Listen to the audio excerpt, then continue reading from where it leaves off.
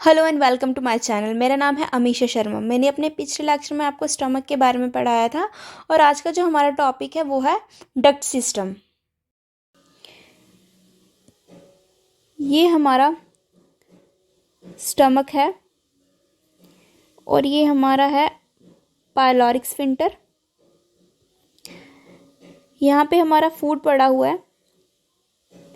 Stomach से होते हुए हमारा फूड हमारी स्मॉल इंटेस्टाइन में जाएगा। अच्छा, यहाँ पे जो फूड है इसको हम बोलेंगे काइम। यहाँ पे हमारी दो टर्म्स आती हैं। पहली है bolus and second one is chyme. Bolus क्या होता है? फूड प्लस सलाइवा, इसको हम बोलते हैं बोलस। और काइम क्या होता है? फूड प्लस हमारी जितनी भी स्टमक की सिक्रीशन होती हैं वो मिलके हमारा काइम बनता है।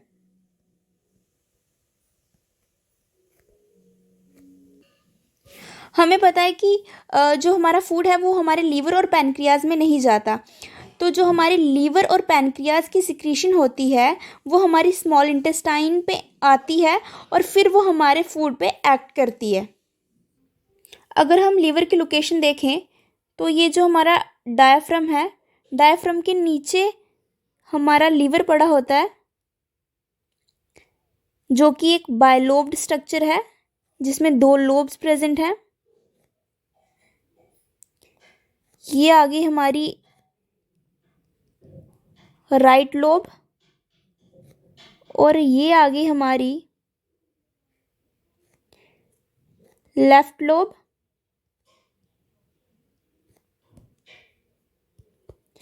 अब एक डक्ट हमारी राइट लोब से आती है और एक डक्ट हमारी लेफ्ट लोब से आती है। इसको बोलेंगे हम राइट हिपैटिक डक्ट और इसको बोलेंगे हम लेफ्ट हिपैटिक डक्ट। और जिस पॉइंट पे ये दोनों डक्ट मिलेंगी उसको हम बोलेंगे कॉमन हिपैटिक डक्ट। और हमारा जो लीवर है वो वाइल सिक्रीट करता है। अब जो कॉमन हिपैटिक डक्ट है वो डायरेक्टली पैनक्रियाज में नहीं जाएगी, वो वाइल को तभी सिक्रीट करेगी जब हमारा फूड हमारी स्मॉल इंटेस्टाइन में होगा। तो वो क्या करेगी, जो हमारा बाइल होगा उसको स्टोर करेगी और जिस ऑर्गन में वो स्टोर करेगी वो लीवर के लोअर पोर्शन में प्रेजेंट होगा और उसका नाम होगा गाल ब्लैडर। गाल ब्लैडर का क्या फंक्शन है? ये बाइल को स्टोर करेगा और उसको कंसंट्रेट करेगा। गॉल ब्लैडर के डक्ट को हम कहेंगे सिस्टिक डक्ट। अच्छा, जब हमारा फूड स्मॉल इंटेस्टाइन में आ जाएगा तो यहाँ से एक और डक्ट आएगी।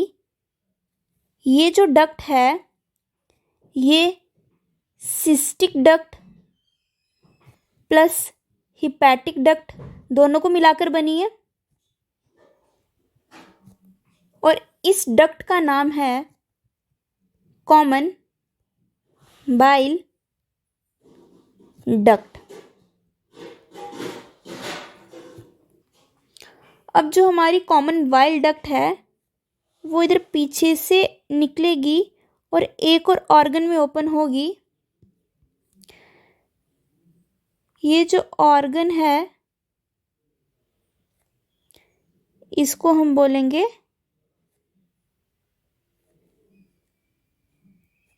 Pancreas. Common bile duct inter करेगी पैनक्रियाज में और इधर हमारी होगी pancreatic duct.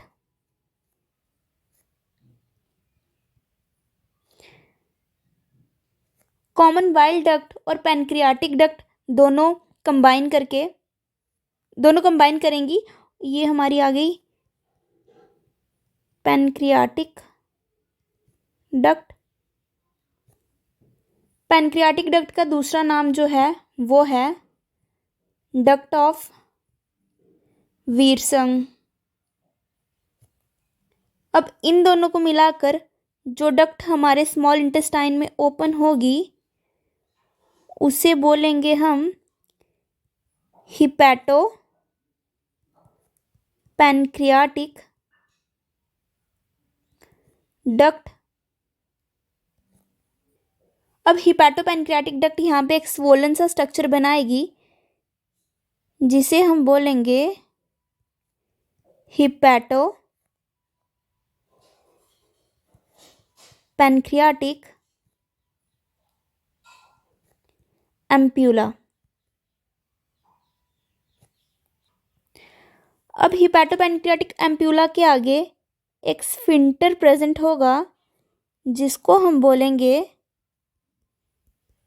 Sphincter of Oddi.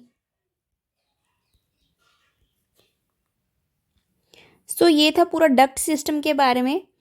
अब जो नेक्स्ट हमने पढ़ना है वो है हमारा टॉपिक लीवर। जैसे कि हमने ऊपर ही देखा, जो हमारा लीवर है वो एक बायलोब्ड स्ट्रक्चर है।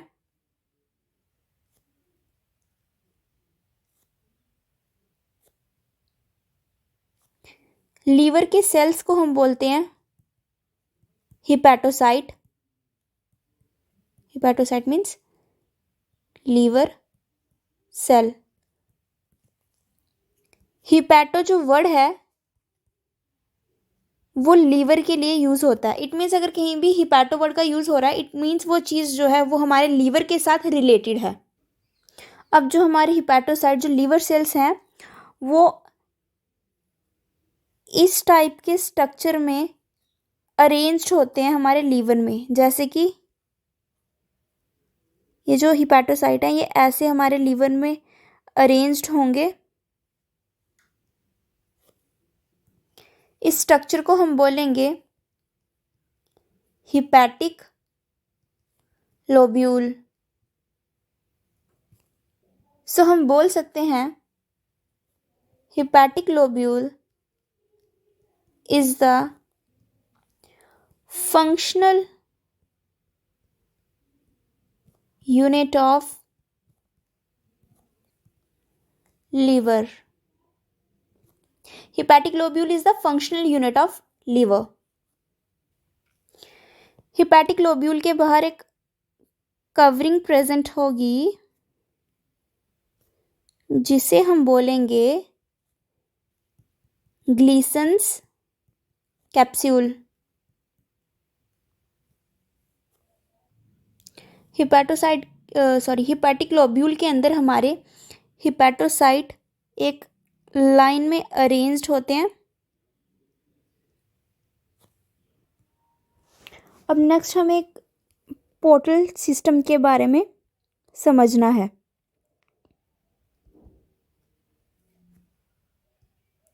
फॉर एग्जाम्पल ये आ गया हमारा लीवर और ये है हमारी स्मॉल इंटेस्टाइन।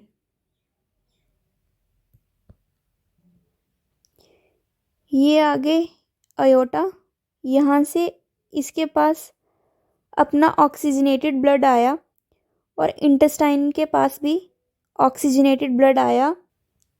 अयोटा ने एक आर्टरी से लीवर को ऑक्सीजनेटेड ब्लड दिया और इस आर्टरी का नाम होगा हिपैटिक आर्टरी। और अयोटा ने यहाँ पे भी स्मॉल इंटेस्टाइन को भी एक आर्टरी के थ्रू ऑक्सीजनेटेड ब्लड दिया। ये आ गई हमारी आर्टरी। स्मॉल इंटेस्टाइन में इस आर्टरी के दो काम हैं।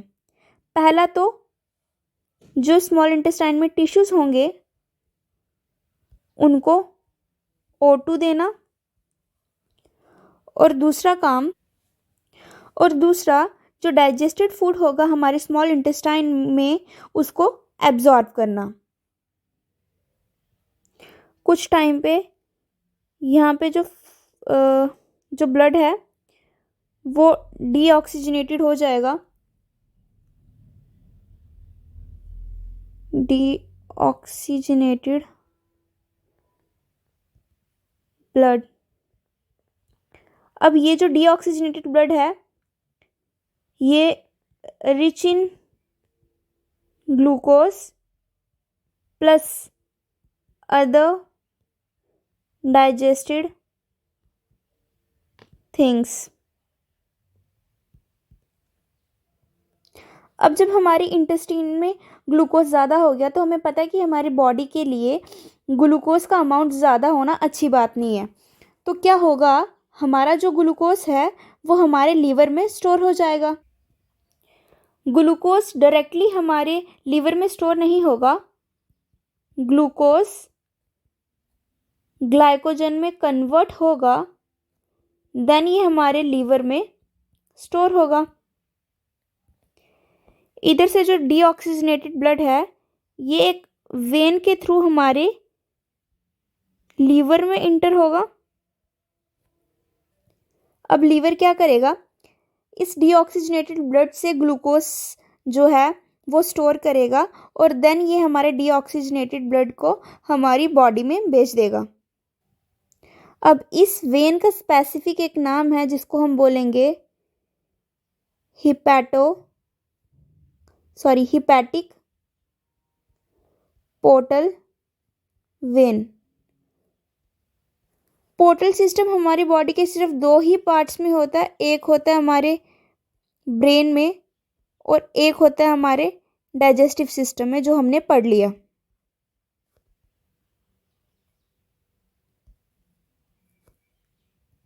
अब हमें पता है कि हमारे लीवर में हिपैटिक लोब्यूल पड़े होते हैं और हमारे हिपैटिक लोब्यूल के अंदर हमारे लीवर सेल्स पड़े होते हैं जिसको हम बोलते हैं हिपैटोसाइट्स। अब हिपैटोसाइट्स क्या करेंगे, हमारी हिपैटिक पोर्टल वेन में से ग्लूकोज को ले लेंगे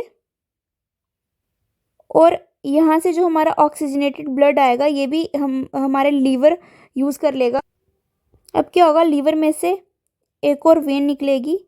अब ये जो ऑक्सीजनेटेड ब्लड है ये भी डीऑक्सीजनेट हो जाएगा और इस वेन का जो ब्लड है ये भी डीऑक्सीजनेट हो जाएगा। ये दोनों मिक्सअप होकर एक ही वेन में निकलेंगे और इसको हम बोलेंगे हिपैटिक वेन। सो ये था पूरा पोर्टल सिस्टम ऑफ लीवर। अब यहाँ पे एक एक हमारी हिपैटिक आर्टरी आएगी जो कि ऑक्सीजनेटेड ब्लड लेकर आएगी। ये होगी ब्रांच ऑफ हिपैटिक आर्टरी। ये अपना ऑक्सीजनेटेड ब्लड कैपिलरीज में डाल देंगी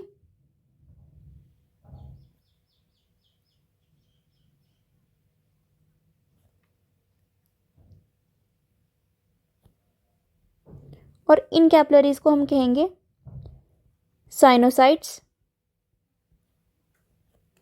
अब ये ऑक्सीजनेटेड ब्लड जो है ये हमारी हिपैटोसाइट्स लेंगे। ये आ गया हमारा ऑक्सीजनेटेड ब्लड, ये हमारे हिपैटोसाइट्स ने लिया और यहाँ पे हमारा डीऑक्सीजनेटेड ब्लड इकट्ठा होता जाएगा।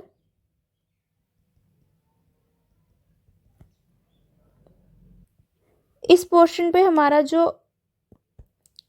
पे जो हमारा डीऑक्सीजनेटेड ब्लड है वो सारा इकट्ठा हो जाएगा और हम इसको बोल सकते हैं ब्रांच ऑफ हिपैटिक वेन। अब यहाँ पे हमारे पास एक और वेन है,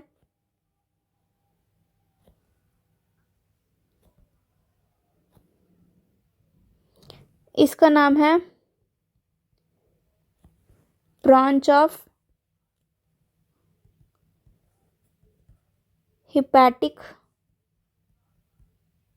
पोर्टल वेन, ये भी अपना डीऑक्सीजनेटेड ब्लड डालेगा, लेकिन इसका जो डीऑक्सीजनेटेड ब्लड है वो रिच इन ग्लूकोज है। हिपैटोसाइट क्या करेंगे, इस हिपैटिक पोर्टल वेन से ग्लूकोज ले लेंगे। तो जब इसका ग्लूकोज हमारे हिपैटोसाइट ले लेंगे तो ये भी डीऑक्सीजनेटेड ब्लड हो जाएगा, और ये भी डीऑक्सीजनेटेड जो ब्लड है ये हमारी हिपैटिक वेन में ऐड हो जाएगा। जो हमारे हिपैटोसाइट हैं वो क्या रिलीज करेंगे, बाइल रिलीज करेंगे। ये यहाँ पे बाइल रिलीज होगा इन सेल से।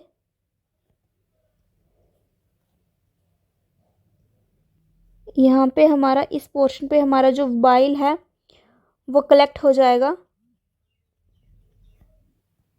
और यहाँ पे ये एक डक्ट बना लेंगी,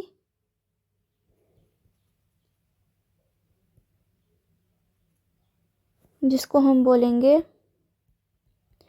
बाइल डक्ट। ये सारी बाइल डक्ट मिलकर क्या बनाएंगी, हिपैटिक डक्ट बनाएंगी। ये पूरा स्ट्रक्चर है साइनोसाइड का। हर जगह पे 3 डक्ट होंगी, और इन तीनों को मिलाकर हम बोलेंगे पोर्टल ट्रायड। ट्रायड का मतलब ही 3 होता है। सो ये था पूरा स्ट्रक्चर हिपैटिक लोब्यूल का। इसको हम बोलेंगे बाइल कैनालिकुलाए। तो हम अपने नेक्स्ट लेक्चर में पढ़ेंगे फंक्शन ऑफ लीवर के बारे में। आई होप आपको समझ आया होगा जो मैंने पढ़ाया है। अगर आपको वीडियो अच्छी लगी है तो वीडियो को लाइक करें, शेयर करें और चैनल को सब्सक्राइब करें। एंड अगर आपको मेरे नोट्स चाहिए तो नीचे मेरे टेलीग्राम चैनल को ज्वाइन करें, जिसका लिंक नीचे डिस्क्रिप्शन पे है।